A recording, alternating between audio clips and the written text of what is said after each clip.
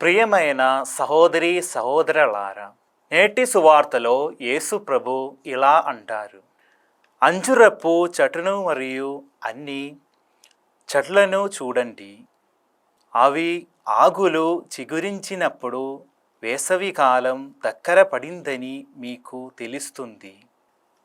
దీని భావం ఏమిటంటే ఋతువులలో మార్పులను మనం చదవగలిగినట్లే మన దైనందిన జీవితాలలో దేవుని యొక్క సంకేతాలను ఎలా చూడాలి నేర్చుకోవాలని యేసు కోరుకుంటున్నాడు.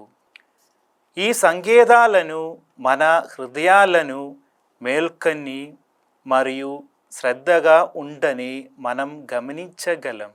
యేసు ఇలా బోధిస్తాడు. మీరు ఈ విషయాలు జరుగుతున్నట్లు చూసినప్పుడు దేవుని రాజ్యం దగ్గరలో ఉందని మీకు తెలుస్తుంది. దేవుని రాజ్యం భవిష్యత్తులో ఉన్నది మాత్రమే కాదు, అది మన మధ్య పెరుగుతుంది. క్షమాపణ, సహనం, ద్వేషానికి బదులుగా ప్రేమించే ప్రతి ఎంపికే దేవుని రాజ్యం సజీవంగా ఉందని సంకేతాలు. మన కష్ట సమయాలని కూడా యేసు ప్రభు దగ్గరగా ఉన్నాడని మరియు ఆయన ప్రణాళికను నమ్మమని యేసు మనల్ని ఆహ్వానిస్తున్నాడు.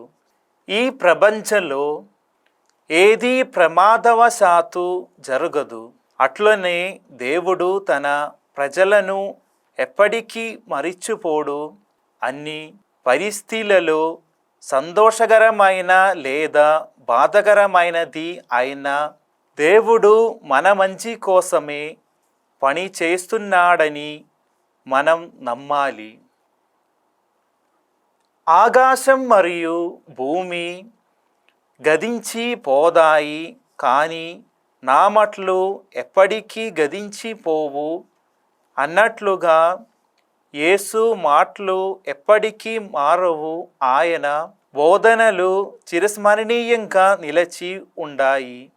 ఆయన ప్రేమ శాశ్వతంగా ఉంటుంది. కాబట్టి మన చుట్టూ ఉన్న దేవుని సంకేతాలకు మనం కళ్ళు తెరిచి యేసు మాటలను ధ్యానిద్దాం. ఆమేన్.